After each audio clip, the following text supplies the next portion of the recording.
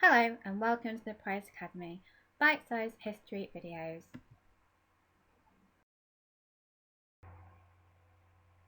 This video introduces Catherine Eddowes, victim number 4.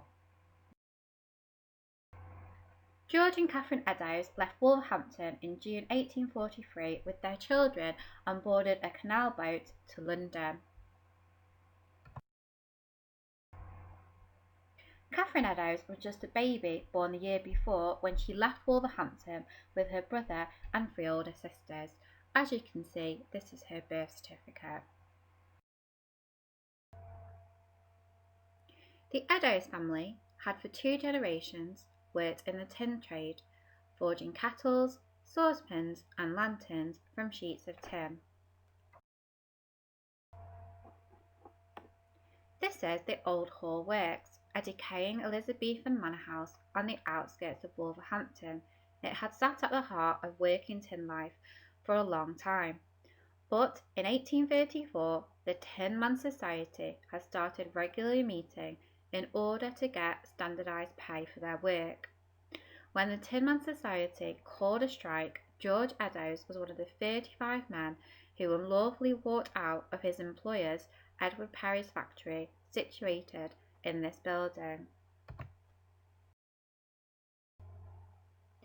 Edward Perry put a notice in the paper asking for information and a £30 reward in order to be able to prosecute the parties who were having secret meetings. The newspaper ad came up with a person's name, George Eddowes. George Eddowes was put on trial and labelled a ringleader and was sentenced by the judge to 2 hard months of labour. Wanting to avoid the 2 months of plodding on the prison treadmills, as shown in this image, George and his family left Wolverhampton in the dead of the night. On arrival in London, the family settled in Bermondsey at 4 Baden Place. George got a new job as a skilled mechanic in a large tin and copperware manufacturer. He was paid approximately £3, 0 shillings and 9d a week, and this meant that Elizabeth, Kate and 2 younger brothers were able to become scholars. The 1851 census pictured here cites them as such. Kate went to the Bridge, Candlewick and Dowergate schools a few minutes away from the factory where George worked. This was a charity who accepted sons or daughters of workers in the area. At Dowgate, Kate would have been taught reading, writing, arithmetic, Bible studies, music and needlework, and she would have had to wear a uniform. It was remarked that Kate possessed an unusual degree of intelligence. During her education at Dowgate, 124 pupils went on a day outing to Crystal Palace in Hyde Park to see the Great Exhibition, which had 15,000 exhibitors from around the world. Kate was 9 at the time. Unfortunately, by age 14, Kate's school days ended when her father's employer ceased trading. Previous to this, Kate's mum had died when she was 13 of consumption. 2 years later, in 1857, George also died of TB. It was decided by Kate's older sisters that Kate should leave London and go and live with her aunt and uncle in Wolverhampton. The younger Eddowes, 6 of them, were put in Bermondsey workhouse for orphans as pictured here. Kate left London to the Black Country to live with her aunt and uncle and 2 cousins. It was in Wolverhampton Kate began to acquire a jolly disposition and a fondness of drinking. Kate also began working at the Old Hall Works, but was caught stealing tin and was dismissed. At 19, Kate packed her belongings and headed to Birmingham, 14 miles away. In Birmingham lived Uncle Tom Eddowes, a bare-knuckle boxer, who Kate went to live with. She got a new job polishing serving trays made out of tin. She didn't quite escape the monotonous drudgery that she wanted from Wolverhampton. Things all changed for Kate when she met Thomas Conway, a retired soldier who had served in India.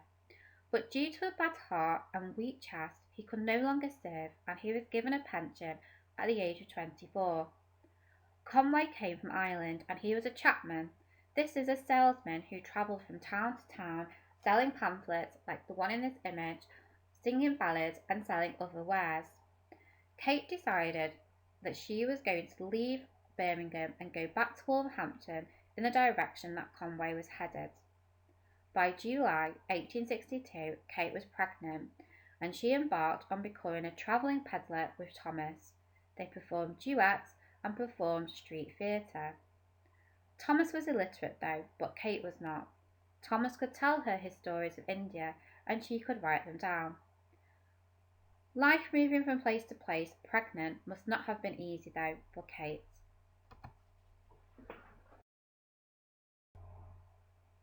In April 1863, Kate found herself knocking on the doors of Great Yarmouth Workhouse Infirmary, as pictured here. She gave birth to a daughter, Annie Conway, on the 18th of April 1863.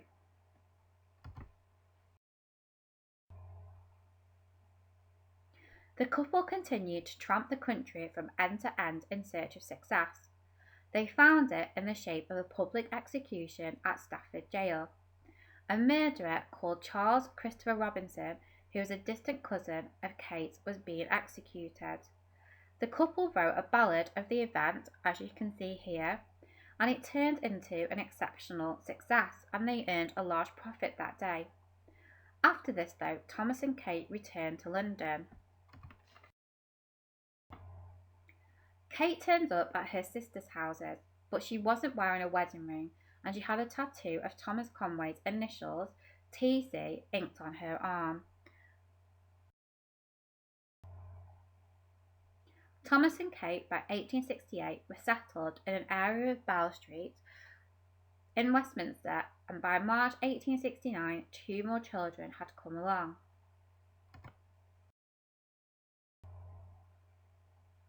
Unfortunately, work ran dry for Thomas, and there was too much competition as a chapman in London. He left London in search of work. Kate ended up with her children at Greenwich Union Workhouse by 1870. Records show Kate in and out of workhouses, each time with at least one, if not all, of her children for all of the 1870s. By the late 1870s, Kate was in a vicious circle.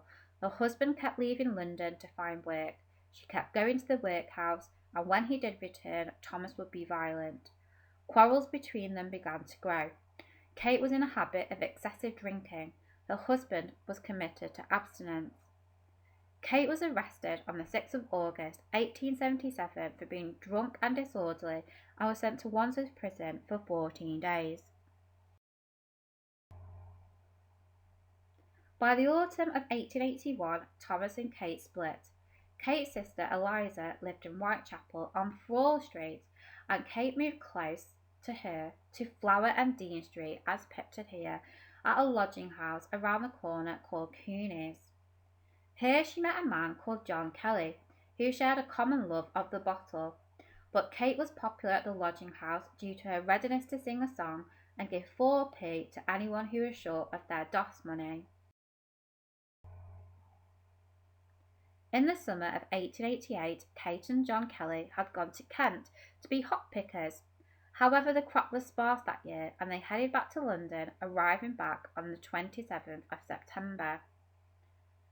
Between them, they only had enough money for one person to sleep in the lodging house, and it is thought that Kate ended up sleeping rough that night.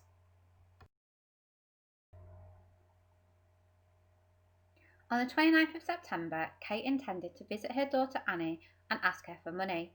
She didn't get very far because she ended up in the pub. She was seen drunk at 8:30 in a heap against a wall on Aldgate High Street. Kate was arrested by PC Louis Frederick Robinson. and it is said that she could not even tell him her name, and when he asked, she said, "It's nothing." Kate was released at 1 a.m. from the police station. It was a 10-minute walk from the police station to Mitre Square. It is said that 3 witnesses, Joseph Laudent, Joseph Levy, and Harry Harris, witnessed Catherine talking to a man dressed as a sailor at 1:35 a.m. At 1:45 a.m., PC Edward Watkins discovers Eddowes' body in Mitre Square. Here is what Mitre Square looked like in the 1960s. This is Catherine's death certificate. The cause of death was hemorrhage of the common carotid artery. In addition, Jack the Ripper mutilated Catherine's face. Her eyelids were cut through, the tip of her nose was cut off, and her cheeks were cut. Her throat was slashed like the other victims, but she also had her intestines removed. This is the mortuary photo of Catherine Eddowes.